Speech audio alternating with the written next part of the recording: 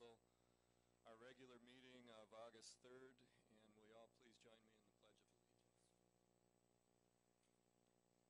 Pledge of Allegiance to the flag of the United States of America and to the republic for which it stands, one nation under God, indivisible, with liberty and justice for all. Thank you. And will you call the roll, please? Mayor Knudsen? Here. District 1 Morset? Here. District 2 Brokaw? Here. District 3 Bernard? Here. District 4 Wyland? Here. District 5 O'Malley? Here. District 6 Burchell? Here. Thank you. At this time, we take comments and suggestions from citizens present. If there's anyone here who would like to address the council on any item that's not listed on the agenda tonight, but is an issue that might have an impact on the city of Hudson at a future meeting, this is your chance. Introduce yourself, please, and take it away.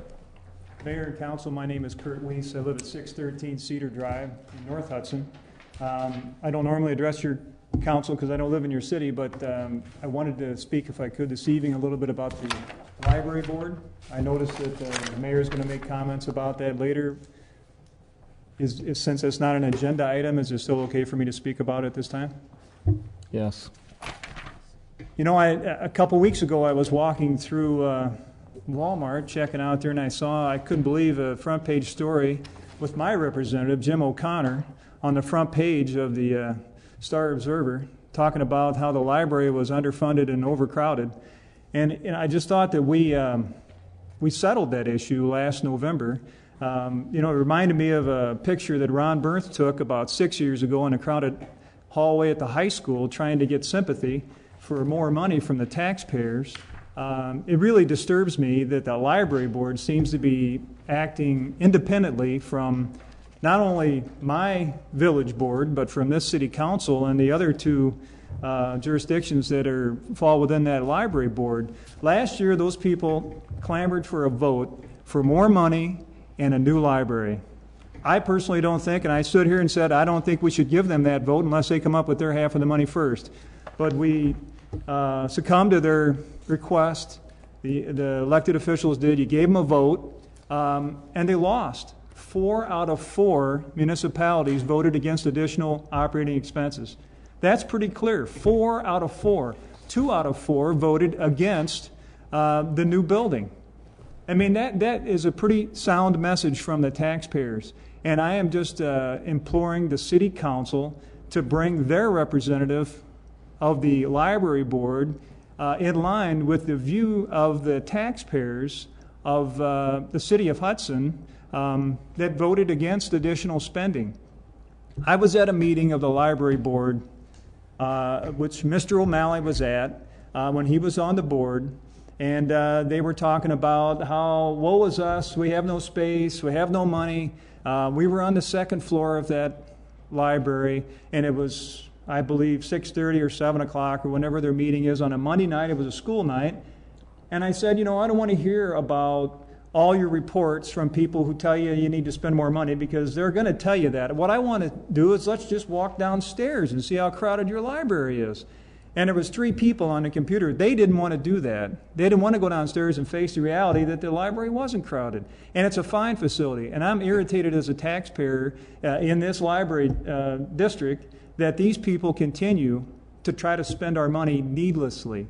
So I am just asking if the city council and the mayor would try to bring some common sense to their part of the whole deal with the library board. And that's all I got to say. Thanks for letting me speak. Thank you. Any other citizen here tonight who'd like to address the council on an item that's not on tonight's agenda but might come before the council at a future meeting? Okay. We will move on to our consent agenda items. Would you read those items, please? To approve the public hearing and regular meeting minutes of July 20th, 2009. To approve claims for payment in the amount of $999,179.05. A detailed description is available in the clerk's office on request. To approve the job description for the community service officer paramedic position as submitted. to place on file the quarterly reports of the city clerk and library director and the annual report of the assessor, the Community Access Board minutes of July 28, 2009, and the Zoning and Building Board of Appeals minutes of June 9, 2009. That is all. Thank you. Move to approve. There's a motion to approve the consent agenda. Is there a second? Hey, a second. Second. You have something you want to remove, Lori? I had just looked at your comments briefly regarding the library. Does it make sense to pull that? Is that item on the consent agenda? Yeah. No, but the approval of the, just the library director. No, that's fine. Never mind. Roll call vote on the consent agenda. Morset? Yes. O'Malley? Yes. Wyland? Yes. Burchell? Yes. Bernard? Yes. Brokaw? Yes. The consent agenda passes and those items are approved. We'll move on to Finance Committee. The first item is application for operators licenses, and we have a staff recommendation and a Finance Committee recommendation of approval of the list of 5 individuals for the period August 4th to June 30th, 2011. Benjamin Fries, Amanda Johnson, Stacy Crook, William Peterson, Suzanne Rhodey. Move for approval. Mr. Mayor, recuse myself. Mr. Morissette is recused. We have a motion and a second for approval. Any discussion? All in favor, say aye. Aye. Opposed, say no. And those operators' licenses are approved. Next, we have a proposal, came from our clerk to suggest adoption of an ordinance that is modifying our code, Chapter 220. Finance Committee recommended approval of the staff recommendation, which was to adopt Ordinance 1109, amending Section 220-7 to include the dates of the taxi cab licenses as July 1st through June 30th each year, and to amend Section 220-5 to include that the fees are not prorated or refundable. Move to suspend the rules. We have a motion to suspend the rules. Is there a second? Second. Any discussion on the motion? Roll call. Wyland? Yes. O'Malley? Yes. Morset? Yes. Brokaw? Bernard? Yes. Burchell? Yes. And by a vote of 6-0, the rules have been suspended. You can now consider adoption of Ordinance 11-09. For adoption. Second. There's a motion and a second to adopt. Any discussion? I think it's a good idea. It's housekeeping. I feel like we should probably spend some time rewriting this whole section. There are other parts in there that are weak, but for now, this will clean up this vague area. Any other comments? All in favor, say aye. Aye. Aye. Opposed? Motion carries. The ordinance is adopted. Next, we have the application for a Class B beer license from Stonewood Furniture Incorporated for a Class B beer license doing business as Dolce at 106 Buckeye Street, Hudson, Wisconsin. This is for one of the 2 new beer licenses that the council authorized a few weeks ago, and the Finance Committee recommended approval. Move for approval. Second. There's a motion and a second to approve. Discussion, Scott? Everything seems to be perfectly in order. They seem to run a good operation. We welcome them to our business community, and I think they're a good addition to the downtown area. Thank you. Other discussion? Yeah, I concur. I think there's no reason for them not to have this license. We've got 2 available now. They're the only applicant after we've advertised. They're the only business or potential new business that's actually come and applied. There does seem to be some interest by others, but they haven't gotten to the point of applying yet. We'll still have 1 available right now. We won't be advertising it, but the public should know that there is another one available. And with that, I think we're probably ready to vote. Any other discussion? All in favor, say aye. Aye. Opposed, say no. And the license is approved. Thank you, everybody. Congratulations.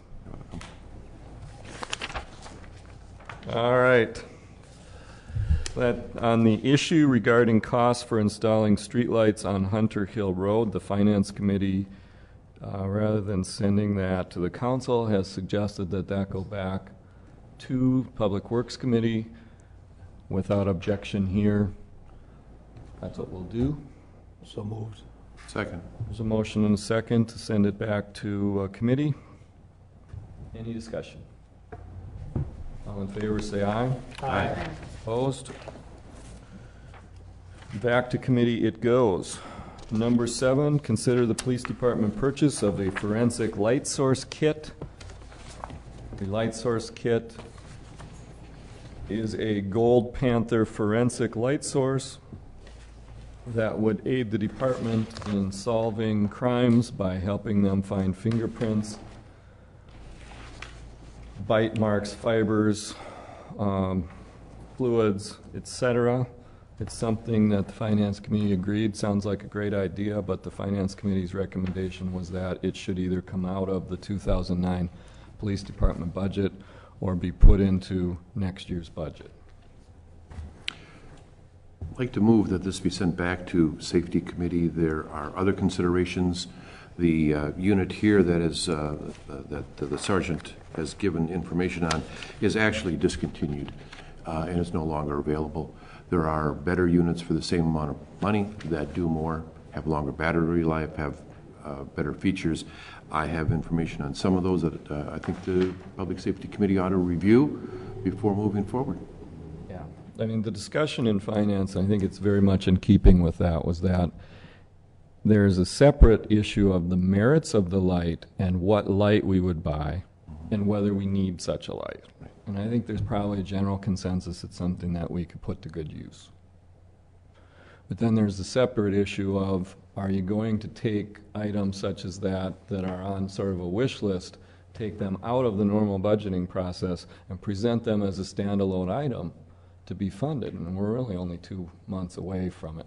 And this is an item that has an extended service life, so it would be eligible for being part of our capital outlay budget.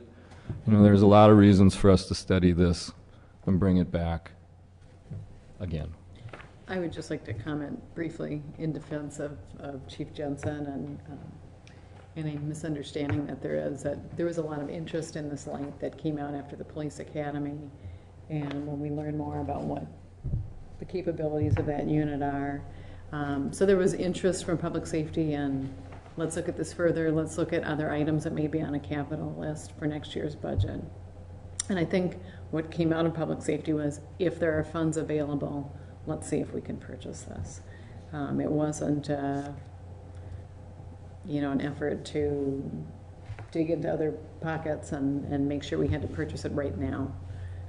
It was an effort to see if there were funds available, we would purchase it. Otherwise, I think the thinking was it would go into next year's budget. So we weren't trying to do anything out of order. It was. I wanted to add to that, we also were learning about how easy and how difficult it is to solve crimes using tape and lifting prints the way that you lift prints. And looking at this from a safety perspective and saying, if we can solve more crimes, and a lot of our crimes are break and entry and these types of crimes, as the mayor pointed out in finance, when they come across the river, they'll know they'll be busted. So any opportunity we have to make it easier to solve crimes in our city makes us all safer. So the opportunity, if the funding was there, this seemed like an excellent purchase. I'd like to speak to the funding issue for just a second, if I could. Chief Jensen, there is a grant from Target Corporation of $800 that is anticipated for the purchase of such a unit. Is there any time limit to use of that grant? No, there's not. Okay. The reason I bring it up is that I've been able to find other units made by other companies that do exactly the same thing in cost. After we deduct the $800 for the grant, it would be a $400 expenditure for the city, not $4,000. Yeah. So I think that by sending it back and looking at these alternatives, we can then make an intelligent choice about moving forward. All right, so we have a motion to, No second. We need did a I? second. There was no second, but Scott made a motion. I'll Read- second. Read the motion. What was the To send the motion? item back to the safety committee for additional review. Okay. I'll And- second it, but I'd like to see all that information forwarded to the committee as well, obviously. Sure. That's what I intend to do at that meeting. I feel like defending the police department a little bit, and it might seem a little bit of a backhanded way, but this is not a new item. We considered this a year ago when we did upgrades to the police department equipment, and it was a pretty extensive list of things, but this wasn't at the top, and it wasn't second, it wasn't third, it wasn't fourth, it was down the list a way. So a lot of the research that was originally done on this is probably somewhat dated. I don't know when that was originally done. It might have been done long before that, but that was the first time it was presented to me, was shortly after I was elected. And it was on the wish list, and it had been on the wish list. I'm mystified as to why there's any defense needed. I don't think anybody's got anything against the police department on this at all. So, I mean, the idea that the unit isn't available or something, Yeah, and I I mean, think you their implied research that- was Well, I think done. that just happened. Eric Atkinson's memo was dated June of this year, and by August, it's discontinued. And that's the company's decision, not his. Yeah, okay. Did we have a vote? No. Any other discussion? All in favor, say aye. Aye. Opposed? Motion carries. Next, we'll review and approve the job description for the community service officer paramedic position. Did I skip one? That's on That's on consent. That was on consent. Okay. Number 9 is discussion and possible action regarding the 2009 through 2011 collective bargaining agreements with the clerical and public works unions. We have reached a tentative settlement with the Teamsters unions on a collective bargaining agreement for this year, next year, and 2011.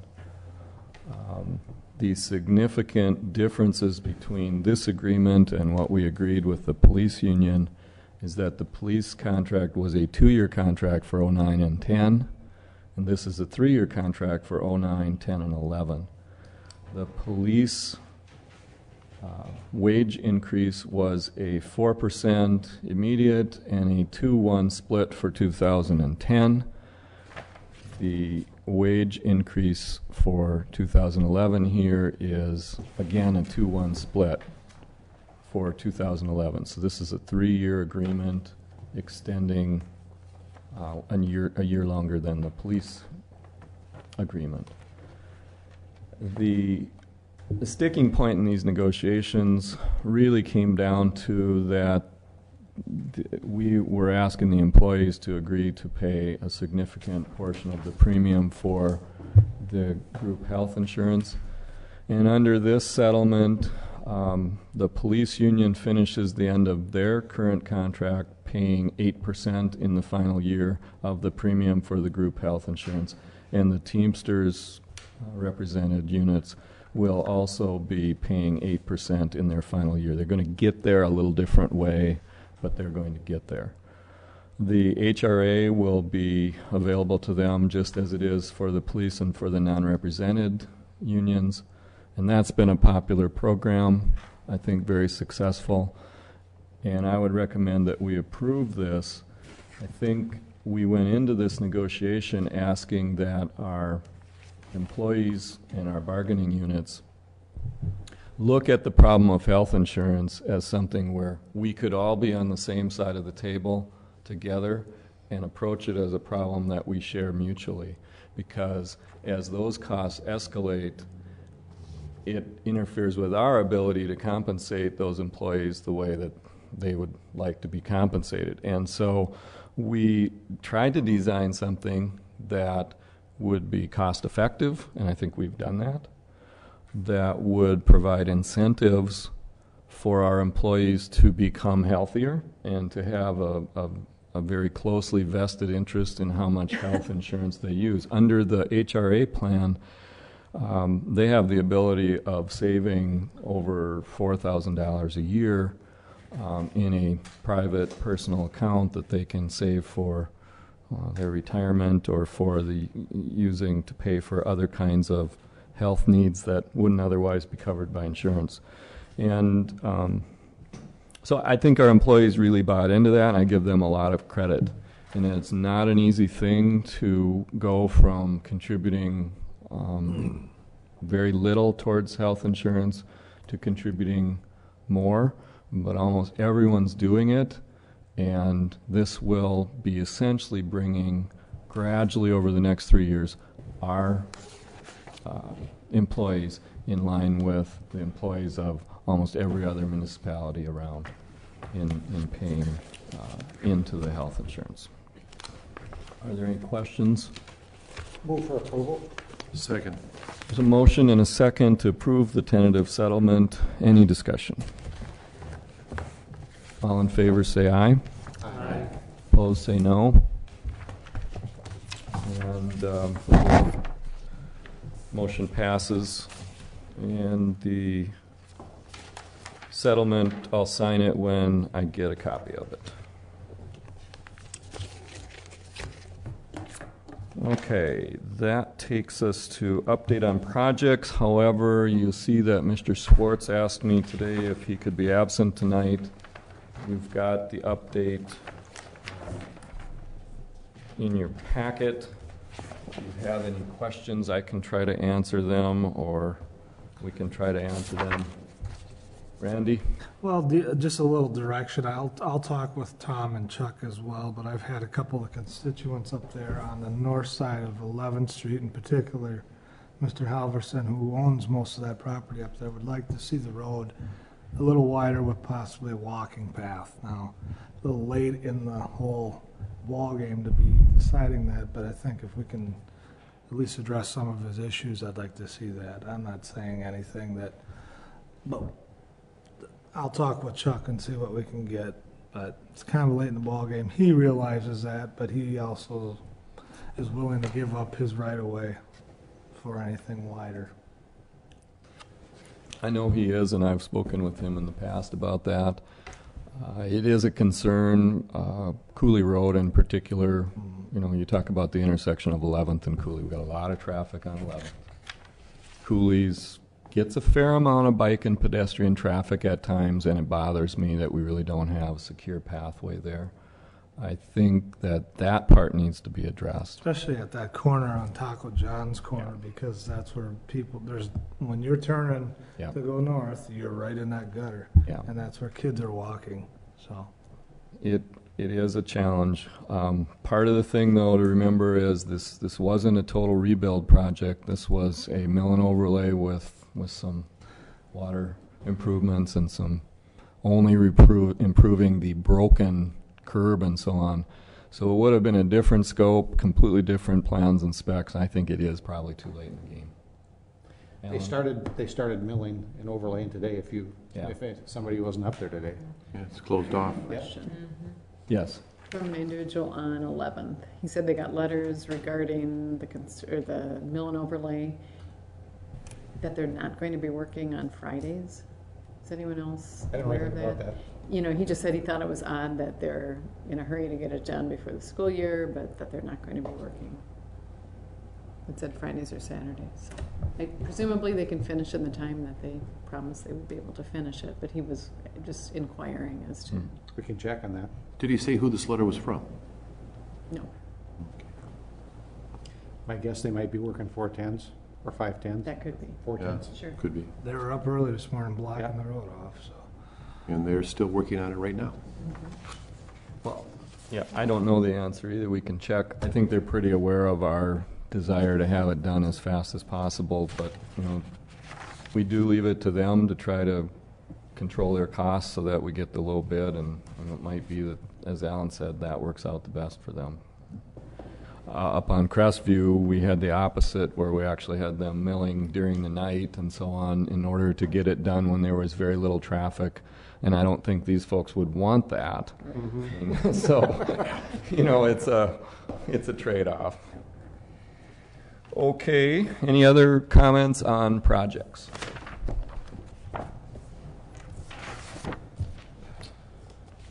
And that'll take us to, Real yes, sir. quick, did we get a copy of the space utilization study that was coming to us? From Christie. Public safety?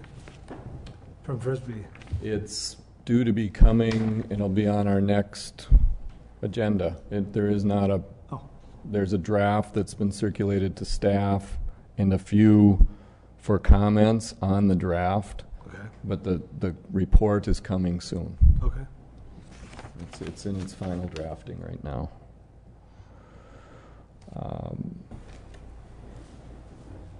Okay, that was update on projects. New business, special assessments for Cooley Road improvements projects, preliminary resolution number 9-09.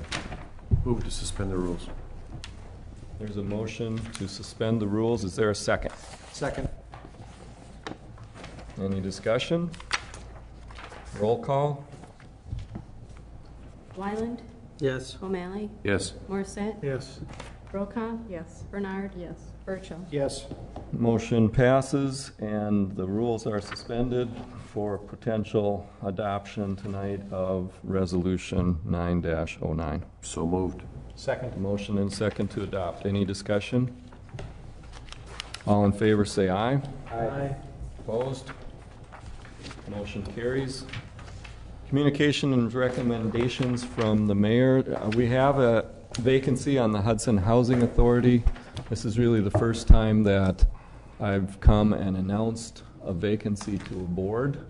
I've generally solicited ideas from people, but I thought I'd open this up for people to bring me suggestions, the council, the public, or the public themselves if they're interested in serving. Could certainly contact me. And it's a 5-year term. The Hudson Housing Authority has supervision over the senior housing on 2nd Street. And, you know, Mr. Timmerman, Greg Timmerman, has served a number of terms. He couldn't remember how many terms. I forgot to ask Jan to look it up. But he's decided that he'd like to step down, and that has created a vacancy. So if you have any, let me know. And the second thing, I'd like to make some comments on the recent report and the article that was in the paper that concerned a study that was done by Mr. Thompson of the Indian Head Federated Library Service. And I have a memo on the table for the council members. I'm going to briefly go through that. I've got some comments and some slides to try to illustrate my points for the public and for those of you that haven't studied this as much. I have 4 main points to make. Mr. Mayor, could you tell us how long you expect to spend on this subject? As long as I think I need.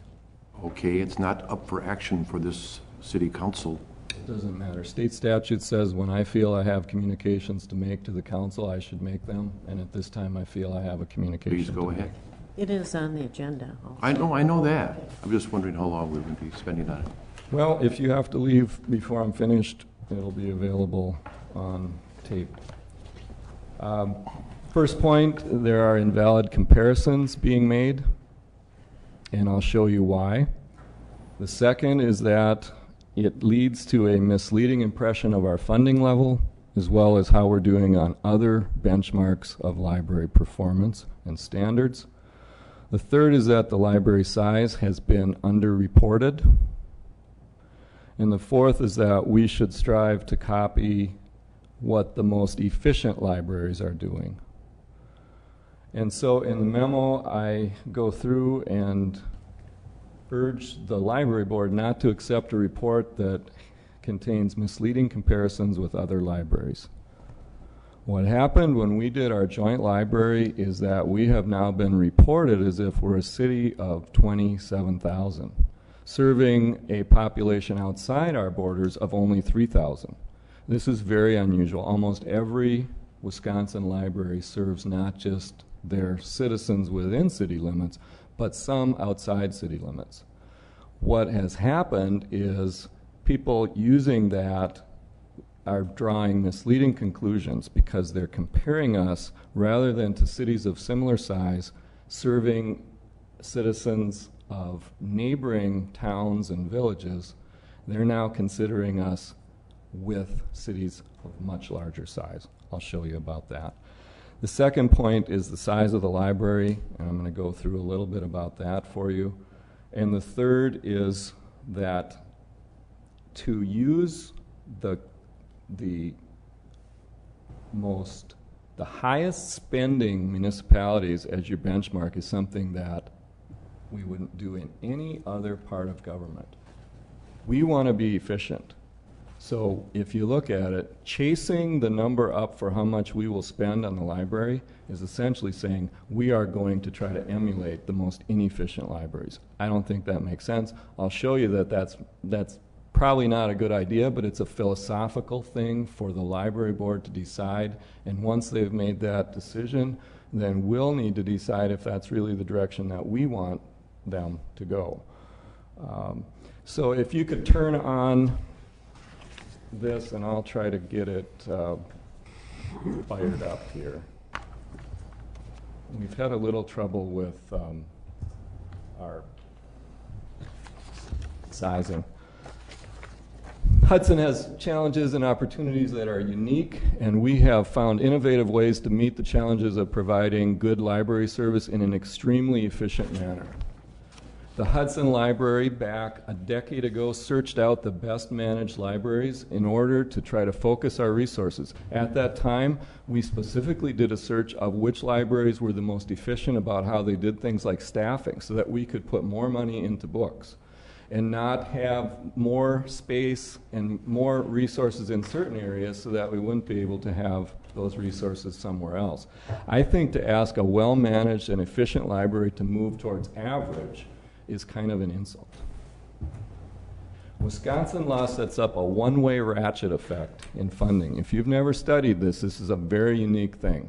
Almost any other form of government, you as a governing body could cut the spending on that for the next year. Library funding cannot be cut.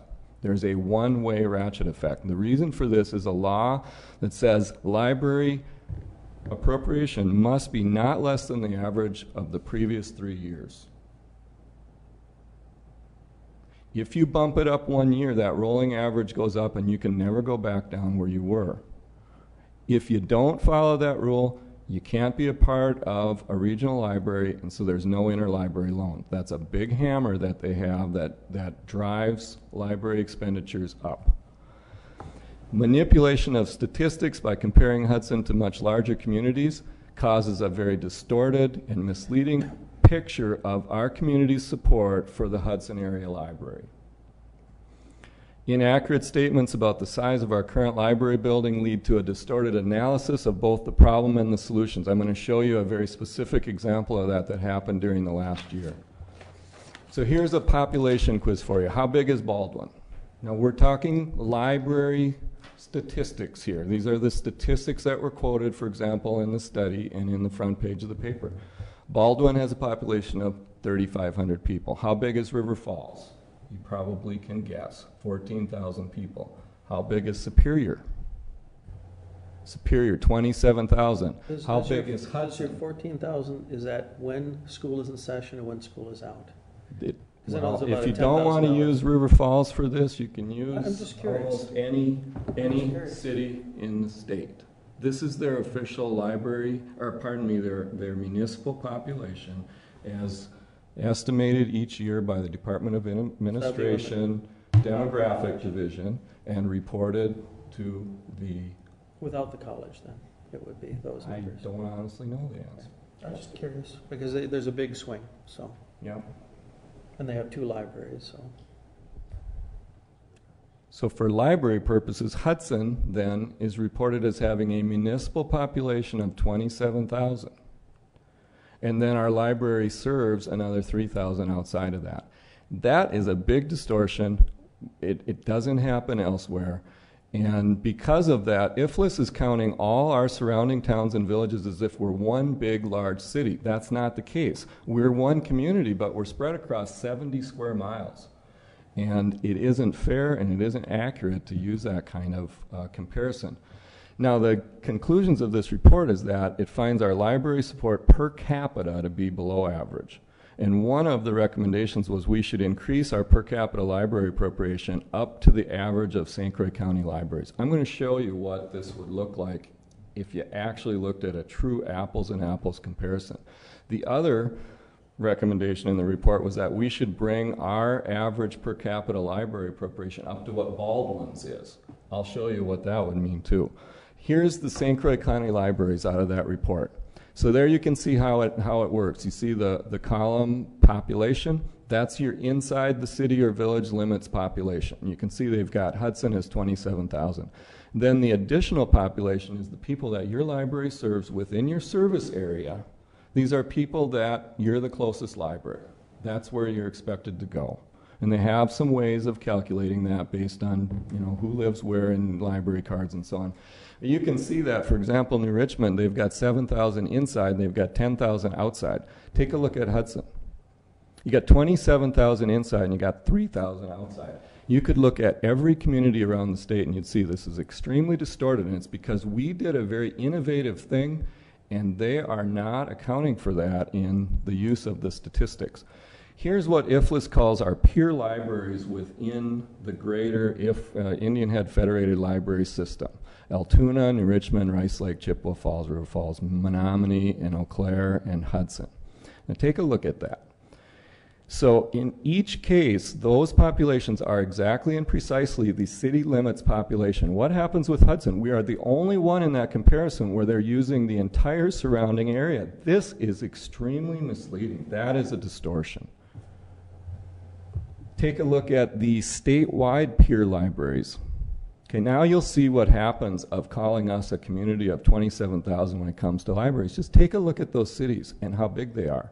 You got Superior, West Bend, Sun Prairie, Glendale. These are not cities of our size.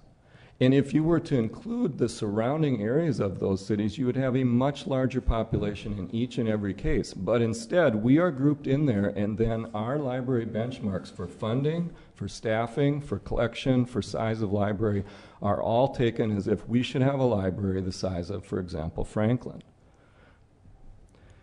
So distorting the numbers gives an appearance that we are underfunding our library. But really the best comparison is to look at cities that have a population around Hudson's, 10 to 15,000, and a total service population like ours of around 30,000. When you do that, you'll see our real peer libraries in the city of Hudson. In the state of Wisconsin. And so here's a list of 10. They're the closest I could find. You could drop some out. You could put some in. If you want to look at the list, you can look at them. I got Chippewa Falls, Menominee, River Falls, Burlington, Beaver Dam, Fort Atkinson, Portage, Reedsburg, and Merrill. Many of you that have looked at comparisons when we're looking at what should we pay our public works director, you'll recognize these places because these are what we usually consider our peer communities. They've got about the same size for all their city services as we have. And if you'll look, the service population varies quite a bit. Chippewa Falls has a service population of 42,000, Menominee 36,000, compared to ours where they're listing us now at 30,000 here. But this is really a more accurate to look at it is to say, here's your city, here's your service population. So I'm going to show you a little bit of what funding looks like if you look at total library income, all sources, and municipal support of libraries. So that's what our municipal support is. And look at it for service population, because that's really who's using your library, and that's a much more accurate way of looking at it. See, we're already doing that for Hudson, but we haven't been doing it for anybody else. If you do that for everybody and put us on equal footing with them, you see a quite different picture emerges here.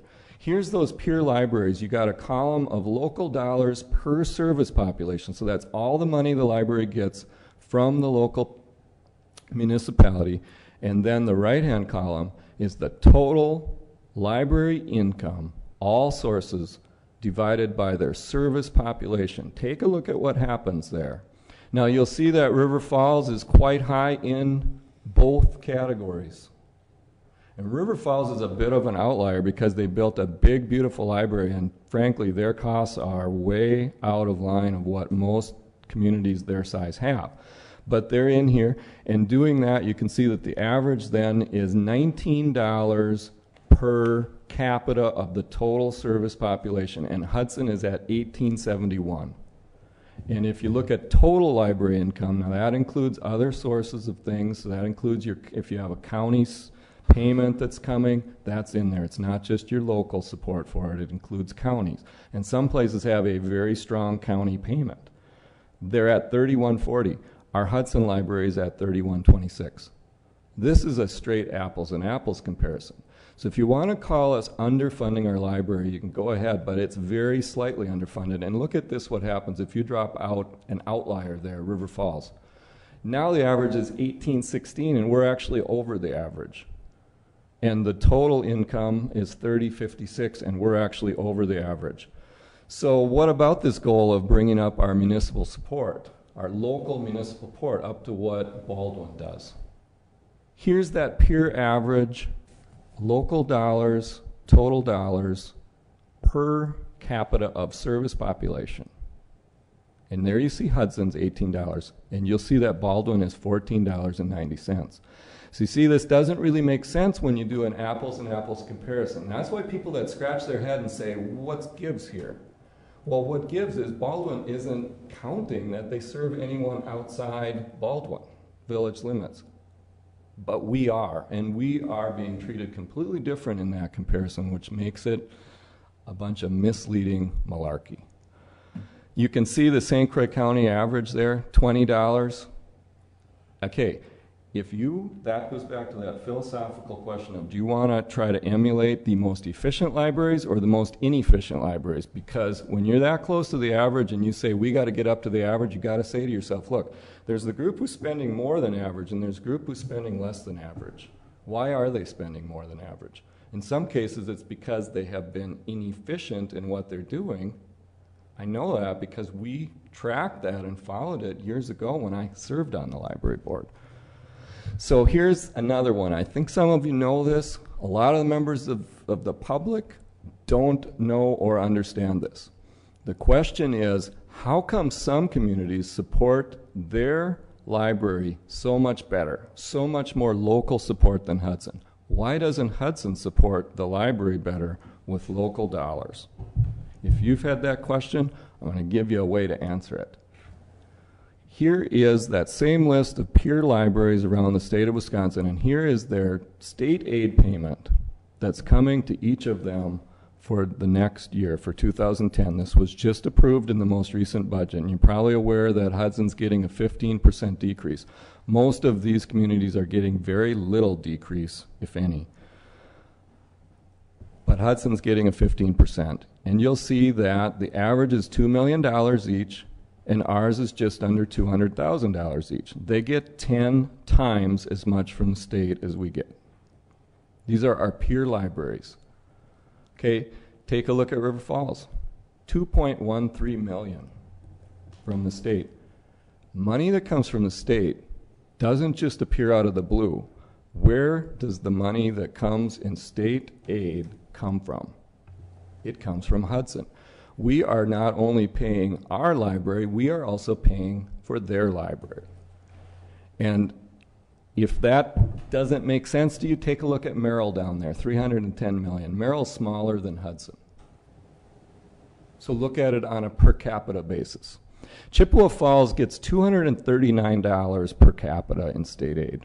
Hudson gets $6.97. Last year, it was 15% more than that. Merrill gets over $300 per capita.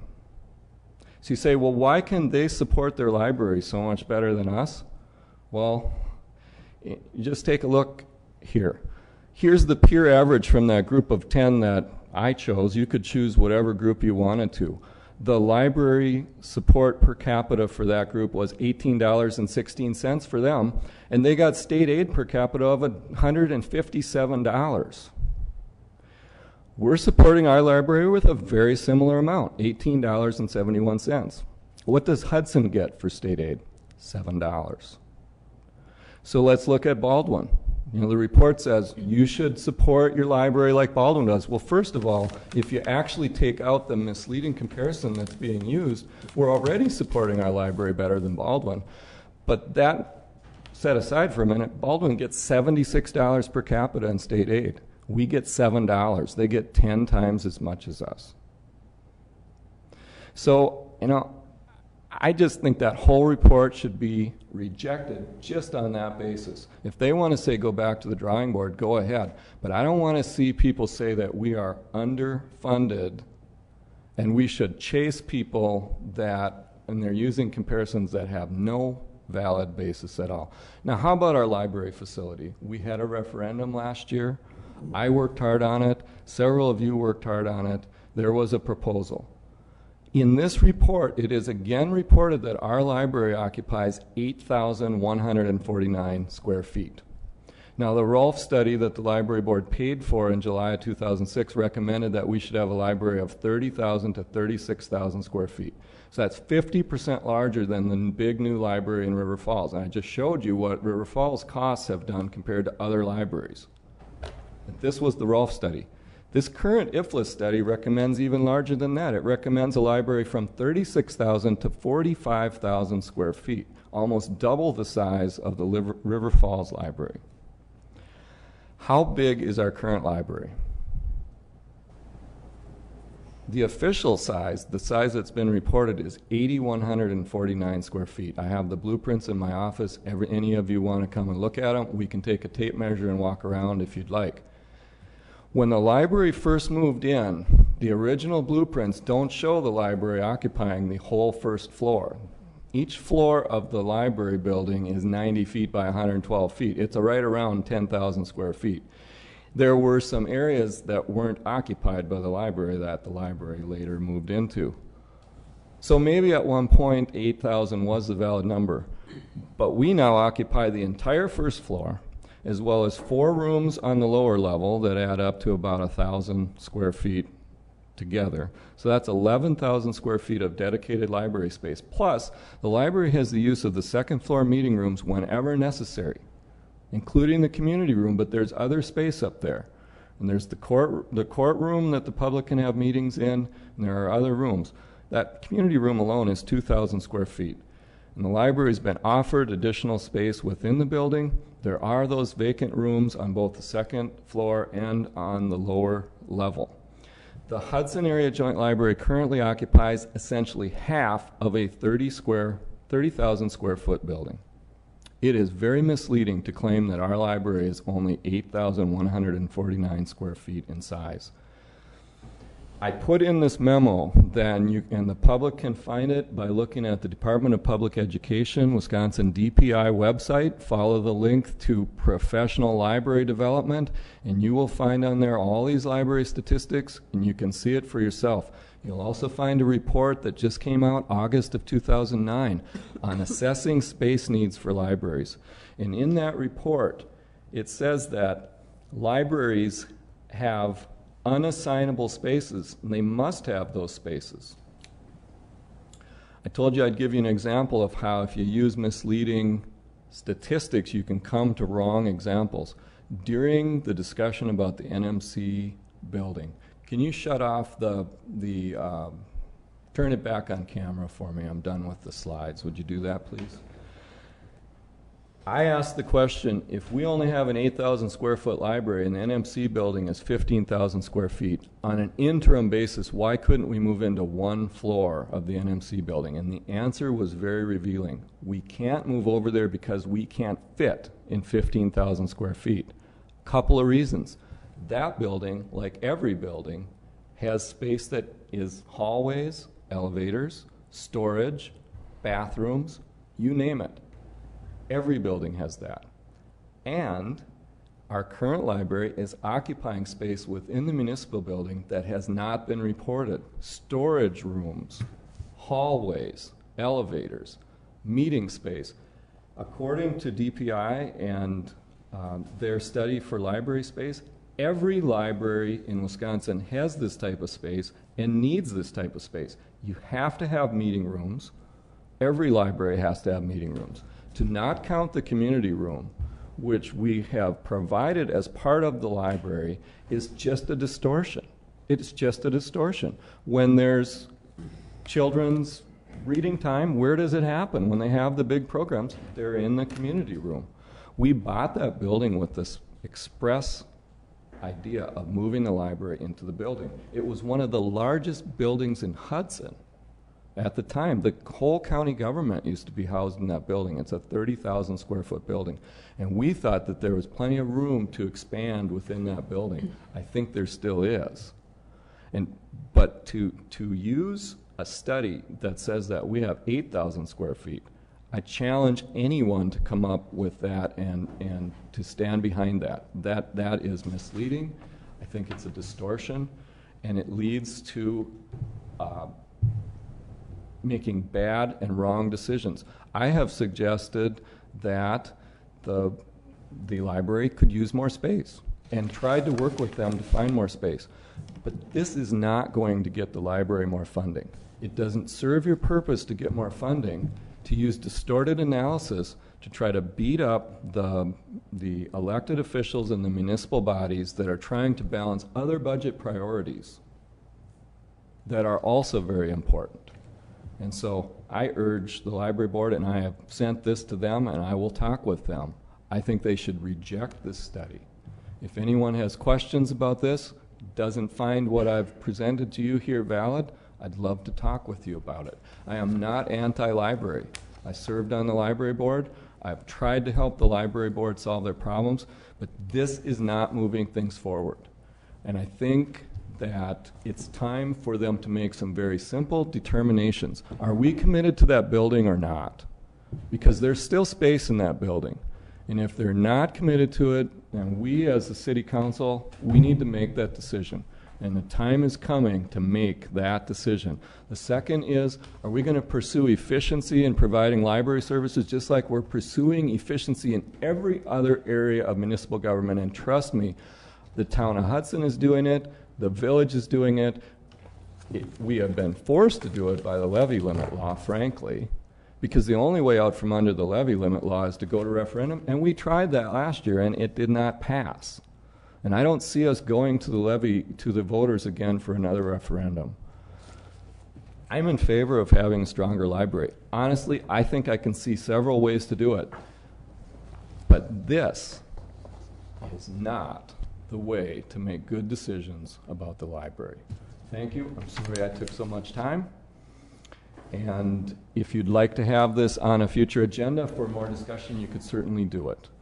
Are there any communications from any alderpersons? Yeah, I have one. I had a neighbor who called up and wanted to thank the police department. She had a call, was a little fearful of something that was happening in the neighborhood, and she said by the time she hung up with dispatch, the police were at her door. So she wanted to pass that along. Thank you very much for that quick response. Great. That's great. Anyone else? As a member of the library board, we are trying to bring a zero budget, and that's what our goal is from the library board. So that's what we're working on right now. Zero budget increase. Anyone else? City Yes. Attorney? Yes. Oh, if I may. Yes, go ahead. I didn't hear you. Yes, I certainly respect your right to give your comments on the library and your opinion that some of the things are distortions. I'm dismayed that you've replaced them with some of your own distortions, but that's a discussion for another time. I just wanted to make comment to it now. Thank you. Sure. City Attorney? Nothing. And City Administrator is absent tonight, excused for some vacation time. I think we're ready to adjourn. So moved. Motion to adjourn. Is there a second? Second. All in favor say aye. Aye. Opposed say no. You're adjourned.